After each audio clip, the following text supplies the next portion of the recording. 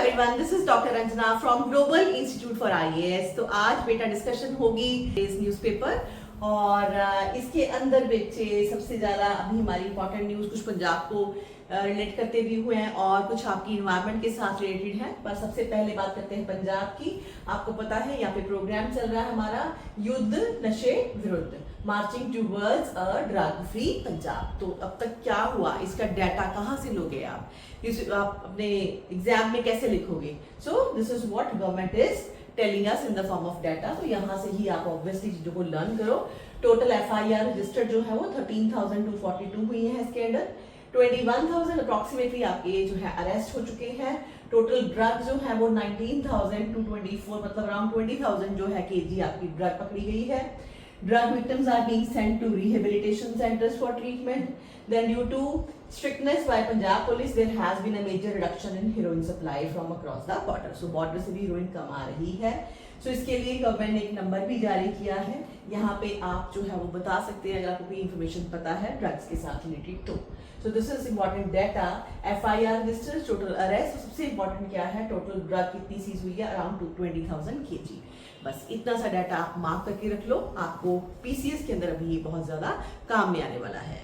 From international perspective आपको थोड़ा सा पता होना चाहिए बलूचिस्तान में क्या चल रहा है और वहां पे भी आपको ऐसी मिलिटेंट एक्टिविटीज बहुत ज्यादा नजर आ रही हैं। और अभी क्या मिला हमें कि Balochistan intelligence shot and killed 9 passengers from Punjab after offloading them from passenger बस। तो ये पंजाब आपका पाकिस्तान है और वहां के जो पैसेंजर्स थे उनको बस में से उतार के मार दिया गया है। और the incident took place late on Thursday on the national highway थोड़ा सा आप ध्यान दे दीजिए, that is Surdakai area in Zhob district. And इस एरिया के अंदर जो है वो उन्होंने पैसेंजर्स को, सिविलियंस को निकाल के मारा। बलूचिस्तान की बात चल रही है, पाकिस्तान पंजाब के लोगों को मारा गया है। सिर्फ इतना नो हाउ जो है वो अपने ध्यान में रखो। Now this is another international news और इसके अंदर अभी आप ईरान की बात करोगे। यहाँ पे Kurdistan workers party 30 Kurdistan worker party militants जो है burn their weapons at the mouth of a cave in northern Iraq. So northern Iraq के अंदर टेररिस्ट ने जो है वो सरेंडर किया, making symbolic but significant step towards ending a decade long insurgency against Turkey. और टर्की के against जो है वो इंसर्जेंसी चल रही थी। Footage from the ceremony showed fighters, half of them even women also, and they are showing their weapons. और ये जो है PKK that is your Kurdistan जो है वर्कर्स पार्टी, इसको बस आपने ध्यान में देना है। और they are acting against your Turks और टर्की के खिलाफ जो है ये वहां पे अपने मिलिट्री एक्टिविटीज के लिए इकट्ठा होते थे, लेकिन अभी इन्होंने अपने आप को सरेंडर किया। So PKK locked in conflict with Turkish state and outlawed since 1984 decided in May to disband, disarm and end its separatist struggle after a series of failed peace efforts। लेकिन अभी फिर जो है अंकारा के अंदर insurgency को that they has killed over 40,000 people, burdened the economy and wrought deep social and political divisions in Turkey and wider region।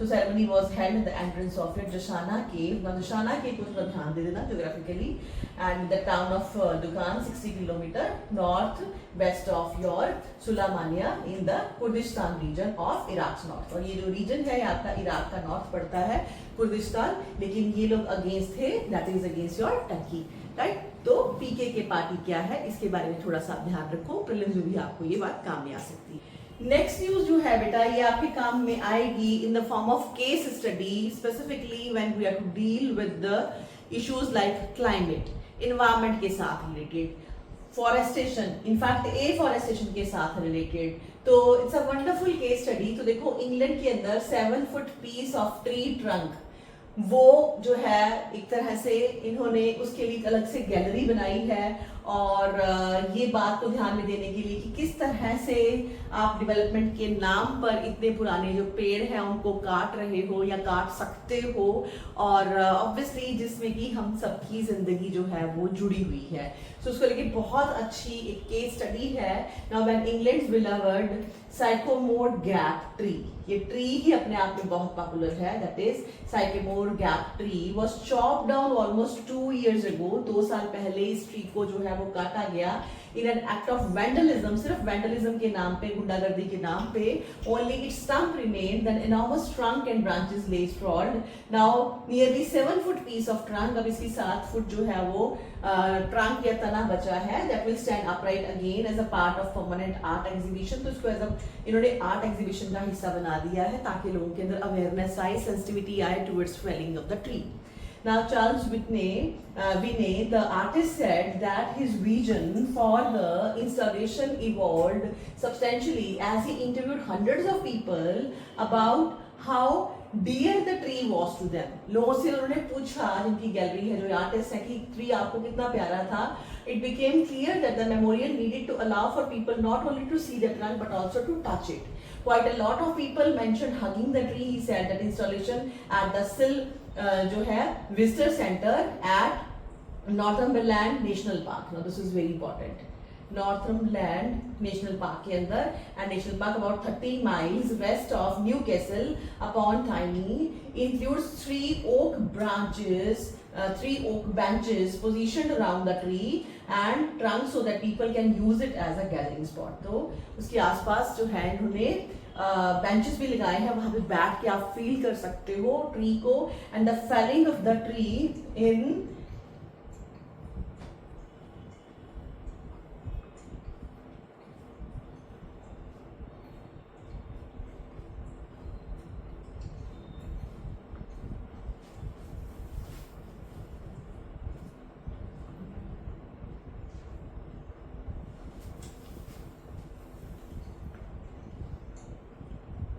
Okay.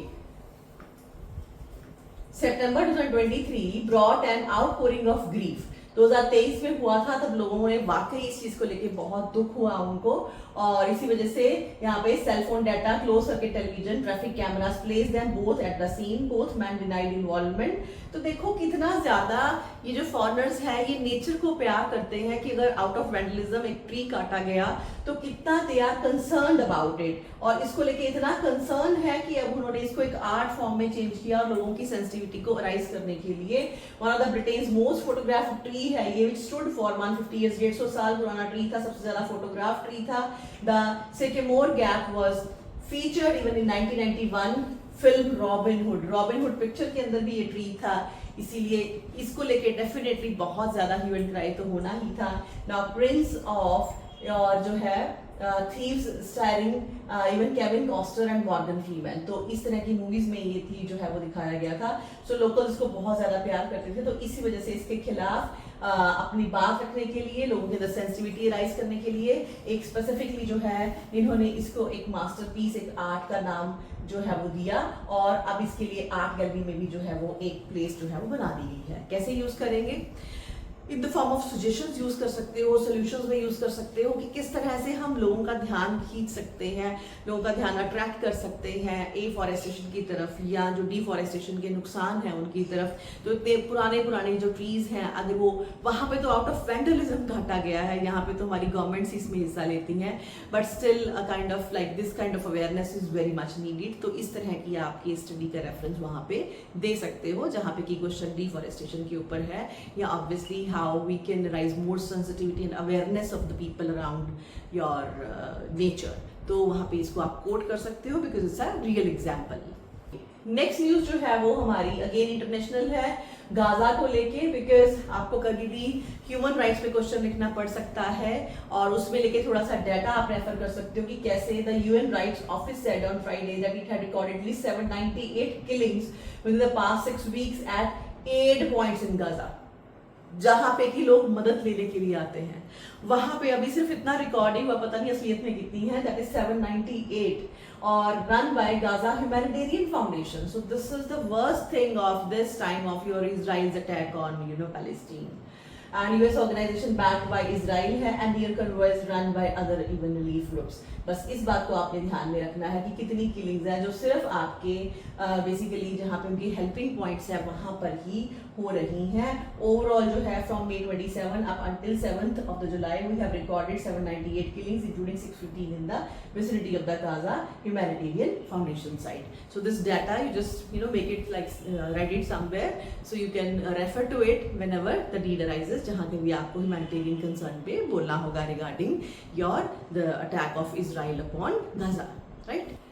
हमारे लिए हमारे कंट्री में जो बर्निंग टॉपिक अभी चल रहा है वो है, अभी मतलब फ्रंट में तो नहीं but in the backup, because इसके ऊपर बहुत सारी चीजें हो रही हैं, इसके ऊपर स्टडीज हो रही हैं, इसके ऊपर कमिटीज बैठी हैं, that is your one nation one election bill.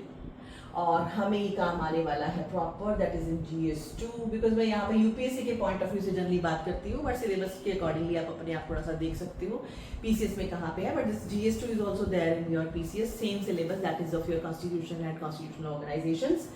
So, former Chief Justice of India, Justice J.S. Kehar and Justice D.Y. Chandrachud, who appeared Friday before Joint Committee of Parliament on One Nation One Bill. One Nation One Election Bill जो है वो आपका अभी उसके ऊपर discussions चल रही हैं, तो आपके फॉर्मर चीफ जस्टिस को भी बुलाया जा रहा है अपनी बात रखने के लिए।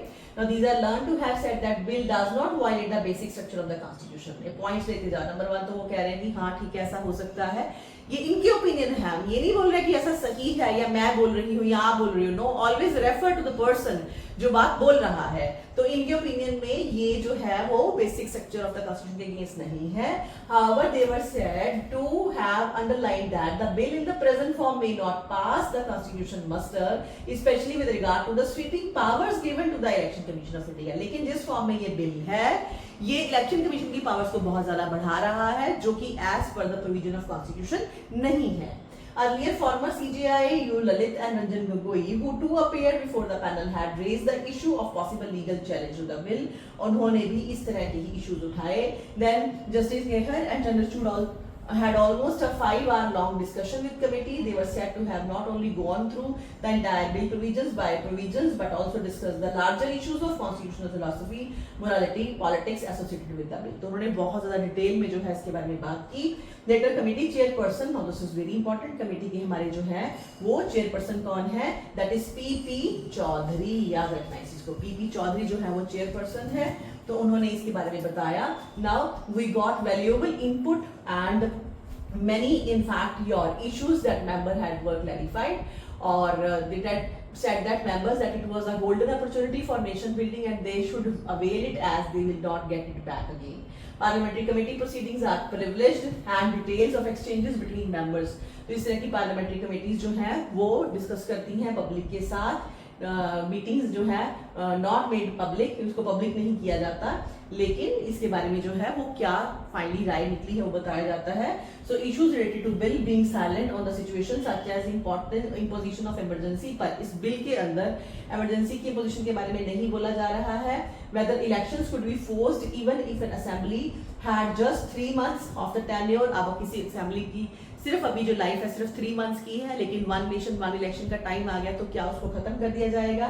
ये बहुत इंपॉर्टेंट इश्यूज है। ऑन वेदर साइमल्टेनियस इलेक्शंस जो है would lead to dilation of local issue, तो इसमें लोकल इशू कैसे आएंगे, बिकॉज सब कुछ सेंट्रल हो जाएगा एक तरह से। And justice Chandrachud and it is learned said that the exact opposition might happen to, he was said he to have cited the example of the language issue, a regional issue with the potential to become a national voting agenda in simultaneous poll। तो इस point को आप ले सकते हो अपनी discussion में। In fact Chandrachud ने कहा है कि इससे उल्टा भी हो सकता है, हमें लग रहा है कि रीजनल इश्यूज दब जाएंगे, लेकिन ऐसा भी हो सकता है कि कोई रीजनल इशू जो है वो नेशनल इशू बन जाए, जैसे कि लैंग्वेज इशू की पॉसिबिलिटी हो सकती है। In the context of the powers given to Election Commission of India, the bill being silent on many electoral situations, Justice Chandrachud flagged legal challenges and proposed some redrafting of the bill। तो यहाँ पे चंद्रचूड़ जी ने बोला कि इसकी कुछ चीजों को लेकिन रीड्राफ्टिंग चाहिए। It is learned, he suggested that it was time to give thought to some constraints on the no confidence motion provision to ensure some stability। इसको लेके भी थोड़ा सा फोकस करो कि no confidence motion में किस तरह से जो है वो आप चीजों को लेकर आओगे। और इसके अलावा फिर this he suggested could be done by just amending the rule of the house requiring no constitutional amendment। तो आप सिंपली हाउस के अंदर ही चेंजेस कर दोगे बिना कॉन्स्टिट्यूशन की अमेंडमेंट करने के। He was said to have told the committee that acronymous जो है आपकी non simultaneous elections were not held as a criteria of free and fair election and were not part of the basic structure. क्यों? क्योंकि आपकी सब synchronous election हो ऐसी बात बेसिक स्ट्रक्चर में नहीं आती है। तो इस वजह से अगर हम सिंक्रोनस करने की कोशिश कर रहे हैं तो डेफिनेटली इसमें कोई फर्क नहीं पड़ेगा। We can do this because this is not an important issue जिसको कि हम कहें कि हमारी बेसिक स्ट्रक्चर खराब होने वाली है। Now in fact the constitutional scheme early in the history of the republic was to hold simultaneous election, जबकि हिस्ट्री के अंदर हमने ये सोचा था कि इन फ्यूचर हम ऐसा करेंगे। जस्टिस केहटू gave a similar opinion on the proposed Article 28A Section 1. He observed that the clause only fixed the appointment date, which would be the first sitting of the new Lok Sabha, and brought about no change in the conduct of the election or tenure of the House. So it was not violative of the constitution. तो वो कह रहे हैं कि article अगर हम 82A के अंदर क्लॉज में भी देखें तो वहां पे सिर्फ अपॉइंटमेंट डेट की बात की गई है, सिर्फ और सिर्फ उसके लिए न्यू लोकसभा की, and no change in the conduct of the election. उसके बाद इलेक्शन कब होना चाहिए उसके टेन्योर के बारे में बात नहीं की गई है। All assemblies elected after the appointment date would have their term ending with that of the Lok Sabha। Obviously उसके बाद वाली सारी appointments का जो है वो ending time लोकसभा के साथ ही होगा as per the bill।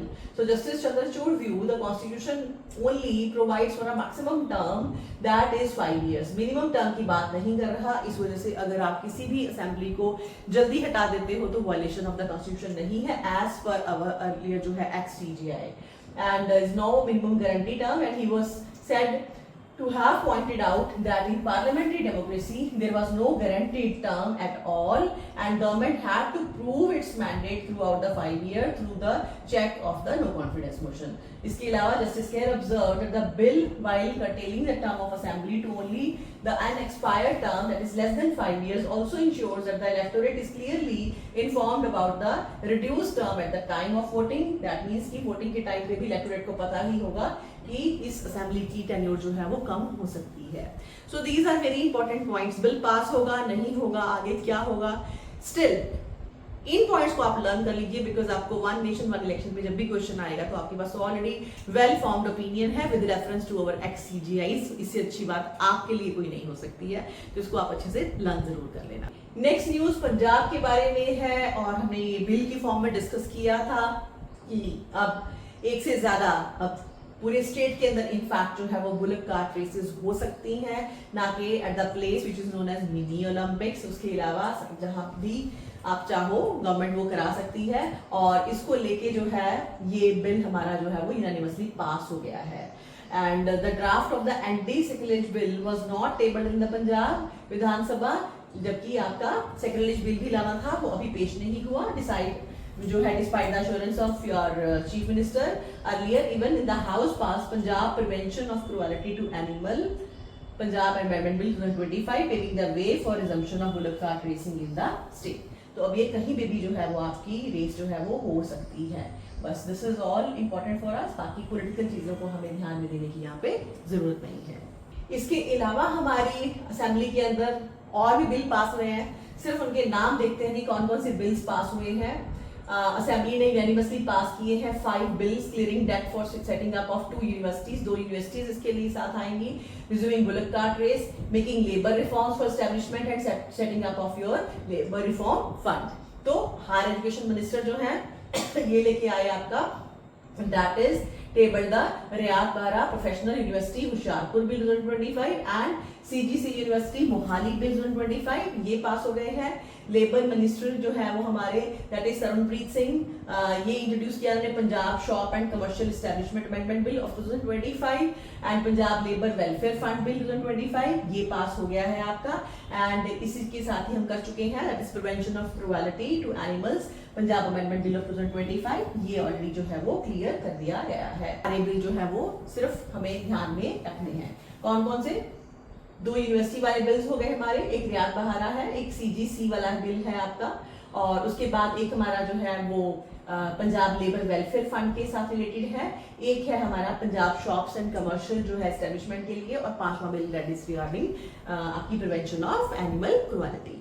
Right, very very important news for your paper 1 that is your geography component, environment, उसमें बहुत ही इंपॉर्टेंट आपके लिए डाटा आ गया है और हमारे लिए वैसे सुनने के लिए तो it's not a good news. 6 of 10 glaciers जो है वो आपके अभी रिमूव हो रहे हैं।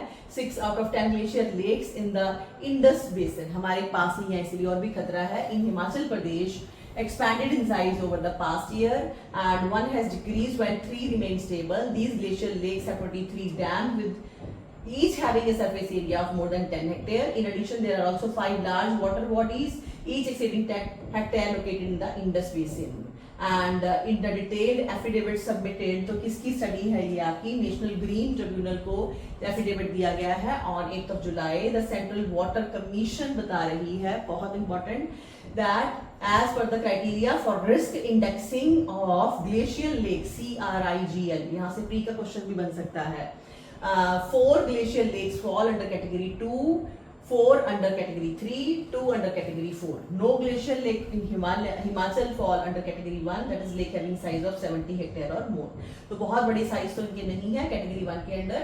अमंग 10 ग्लेशियर लेक्स साइज जो है ऑफ 4, लेकिन में से 4 का जो साइज है वो रेंज करता है 60 to 70 हेक्टेयर के बीच में and 4 were between 50 to 60 and ये आपका जो है commission said that it monitors glacier lake larger than 10 hectare in size only, जबकि वैसे अदरवाइज ये डील करते हैं 10 हेक्टेयर से जो ज्यादा बड़ा साइज है उनका।